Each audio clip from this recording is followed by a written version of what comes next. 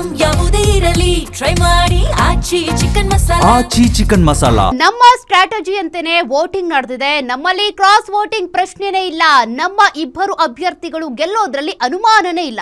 ನಮ್ಮ ಇಬ್ಬರು ಅಭ್ಯರ್ಥಿಗೆ ಮೊದಲ ಪ್ರಾಶಸ್ತ್ಯದ ಮತ ಹಾಕಿದ್ದೇವೆ. ಹೆಚ್ಚುವರಿ ಮತಗಳನ್ನ ಜೆಡಿಎಸ್ ಅಭ್ಯರ್ಥಿಗೆ ಕೊಟ್ಟಿದ್ದೇವೆ. ಇನ್ನು ಎರಡನೇ ಪ್ರಾಶಸ್ತ್ಯದ ಮತಗಳನ್ನು ಜೆಡಿಎಸ್ಗೆ ಕೊಟ್ಟಿದ್ದೀವಿ. ನಮ್ಮ ಇಬ್ಬರು ಅಭ್ಯರ್ಥಿಗಳು ಕೂಡ ಗೆಲ್ಲೋದ್ರಲ್ಲಿ ಯಾವುದೇ ಡೌಟ್ ಇಲ್ಲ. ನಮ್ಮ ಎನ್ಡಿಎ ಅಭ್ಯರ್ಥಿ ಗೆಲ್ಲಬೇಕು ಅಂತ ಮತ ಹಾಕಿದ್ದೇವೆ. ಮೊದಲ ಪ್ರಾಶಸ್ತ್ಯದ ಮತವನ್ನ ಆ ಅಭ್ಯರ್ಥಿಗೆ ಹಾಕಿದ್ದೀವಿ.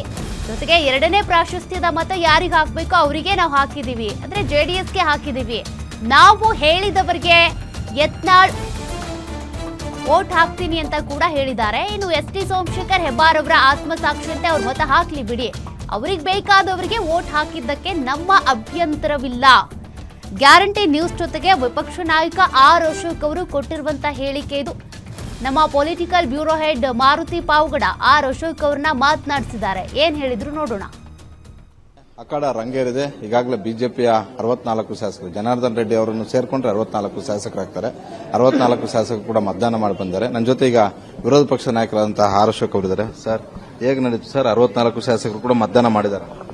ನಮ್ದೇನು ಸ್ಟ್ರಾಟಜಿ ಮಾಡಿದ್ರೆ ಆ ಪ್ರಕಾರ ಎಲ್ಲ ನಮ್ದು ಚುನಾವಣೆ ಸಕ್ಸಸ್ ಆಗಿದೆ. ನಮ್ಮಿಬ್ಬರು ಅಭ್ಯರ್ಥಿಗಳು ಆರಾಮ್ಸೆ ಗೆಲ್ತಾರೆ. ನಮ್ಮ ಪಾರ್ಟಿಯಲ್ಲಿ ಯಾರು ಕ್ರಾಸ್ ವೋಟಿಂಗು ಪ್ರಶ್ನೆನೇ ಇಲ್ಲ. ಇವತ್ತು ಕೂಡ ಪ್ರತಿಯೊಬ್ಬರ ಜೊತೆ ಮಾತಾಡಿ ನನ್ನ ಮುಂದೆನೆ ಎಲ್ಲ ಸೈನ್ ಮಾಡಿ ನನ್ನ ಮುಂದೆನೆ ಜೊತೆಯಲ್ಲಿ ಸುಮಾರು ಒಂದೊಂದು 5 ಗ್ರೂಪ್ 6 ಜನದ ಗ್ರೂಪ್ ಮಾಡಿದ್ರಿ. ಎಲ್ಲರೂ ಹೋಗಿ ವೋಟ್ ಮಾಡಿದ್ದಾರೆ. ನಮ್ಮ ಮೊದಲ ಪ್ರಾಶಸ್ತ್ಯವನ್ನ ನಾವು ನಮ್ಮ ಇಬ್ಬರು ಅಭ್ಯರ್ಥಿಗಳಿಗೆ ಕೊಟ್ಟಿದ್ದೀರಿ. ಅವ್ರು ಗೆಲ್ಲುವಂಥದ್ದಕ್ಕೆ ಎಷ್ಟು ಬೇಕು. ಮತ್ತು ಮೊದಲ ಪ್ರಾಶಸ್ತ್ಯ ಹೆಚ್ಚುವರಿ ನಮ್ಮ ಹತ್ರ ಏನಿತ್ತು ಅದನ್ನ ಜೆಡಿಎಸ್ಗೆ ನಾವು ಕೊಟ್ಟಿದ್ದೀರಿ. ಸುಮಾರು 60 ಮತಗಳನ್ನ ಸೆಕೆಂಡ್ ಪ್ರಿಫರೆನ್ಸ್ ವೋಟನ್ನು ಕೂಡ ನಾವು ಜೆಡಿಎಸ್ಗೆ ಕೊಟ್ಟಿದ್ವಿ. ಫಸ್ಟ್ ಪ್ರಿಫರೆನ್ಸ್ ವೋಟ್ ಕೊಟ್ಟಿದ್ದೀರಿ, ಸೆಕೆಂಡ್ ಪ್ರಿಫರೆನ್ಸ್ ವೋಟನ್ನು ಕೂಡ ಜೆಡಿಎಸ್ ಕೊಟ್ಟಿದ್ದೀರಿ. ಅವರು ಕೂಡ ನಮ್ಮ ಎನ್ಡಿಎ ಪಾರ್ಟ್ನರ್ ಗೆಲ್ಲಬೇಕು ಅನ್ನೋ ವಿಶ್ವಾಸದಿಂದ ಅವರಿಗೆ ಕೊಟ್ಟಿದ್ದೀರಿ.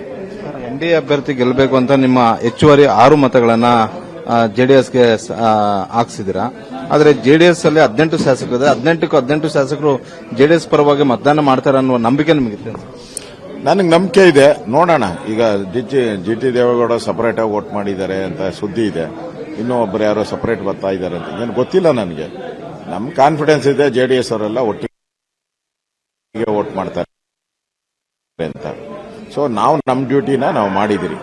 ನಮ್ಮ ಹೆಚ್ಚುವರಿ ಮತಗಳನ್ನ ಜೆಡಿಎಸ್ಗೆ ಹಾಕಿದಿರಿ. ನಾವು ಬಿಜೆಪಿ ಸಿಂಬಲ್ ಅಲ್ಲಿ ಗೆದ್ದಿದ್ದಂತಹ ಯತ್ನಾಳ್ ಆಗಿರ್ಬೋದು, ಶಿವರಾಮ್ ಹೆಬ್ಬಾರ್ ಆಗಿರ್ಬೋದು, ಯಶವಂತಪುರ ಶಾಸಕ ಎಸ್ ಟಿ ಸೋಮಶೇಖರ್ ಅವರು ಆಗಿರ್ಬೋದು ಸರ್, ಅವರು ಆ 3 ಮತಗಳು ಬಂದಿದ್ರೆ ನಿಮ್ಗೆ ಅನುಕೂಲ ಆಗುತ್ತಾ ಅಂತ?